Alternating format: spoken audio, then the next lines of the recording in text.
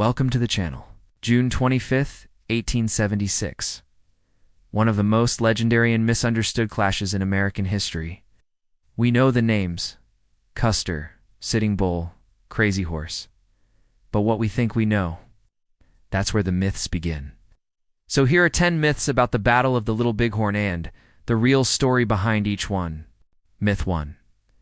Custer was a brilliant general who was betrayed by his men. It is true George Armstrong Custer was brave, ambitious, bold, but a general, no. At Little Bighorn, he was a lieutenant colonel, not a general. His Civil War brevet rank didn't carry over, and betrayed not exactly. His men followed orders to the end. It was his decision to split the 7th Cavalry into smaller units that helped seal their fate. Myth 2. The U.S. Army was heavily outnumbered. The native force was many times larger. Estimates suggest 1,500 to 2,000 warriors. But Custer knew this was likely. His 7th Cavalry had over 600 men, a tiny force. He just assumed the warriors would scatter like in previous encounters. They didn't.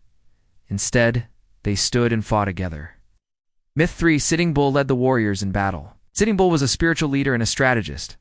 But he didn't lead warriors into combat that day. The ones who did: Crazy Horse, a fierce and brilliant Oglala Lakota war leader, and Gall, a Hunkpapa Lakota commander who skillfully directed counterattacks.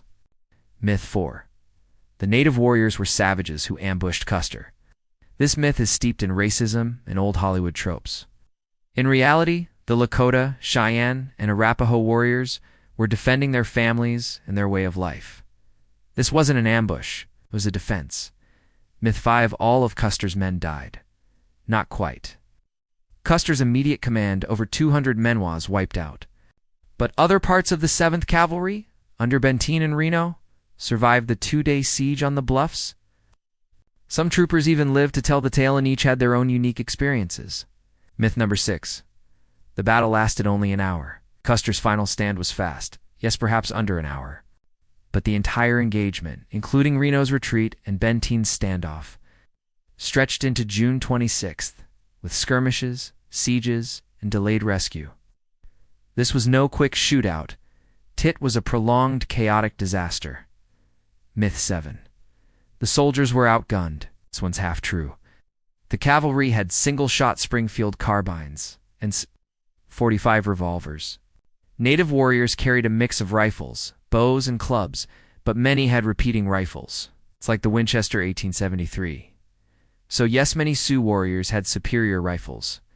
But the army had better training, discipline, and more ammunition. It was tactics, not technology, that made the difference. Myth 8. Custer died heroically, fighting to the last breath. The truth: we don't know exactly how he died. There were no surviving 7th Cavalry witnesses. His body had 2 bullet wounds, one in the chest, one in the head. There were no signs of mutilation. Unlike almost all the other troops who fell that day, it's possible he died early. Or he may have taken his own life.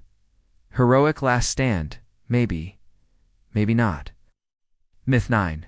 Native Americans won a great victory. Tactically, yes. Strategically, it was a disaster. The U.S. government retaliated with overwhelming force. Within a year, most of the tribes involved were pushed onto reservations. Was the beginning of the end for free native life on the plains. Myth 10. The battlefield has always been respected. For decades, the Little Bighorn site honored only Custer and his men. It wasn't until 1991, yes, it's 1991, that the battlefield was renamed the Little Bighorn Battlefield National Monument, and a memorial to the native warriors was added. History is only now catching up. So there you have it, our 10 myths of the Battle of the Little Bighorn. Please subscribe to the channel for more Native American legacy and history. Thanks for watching. See you next time.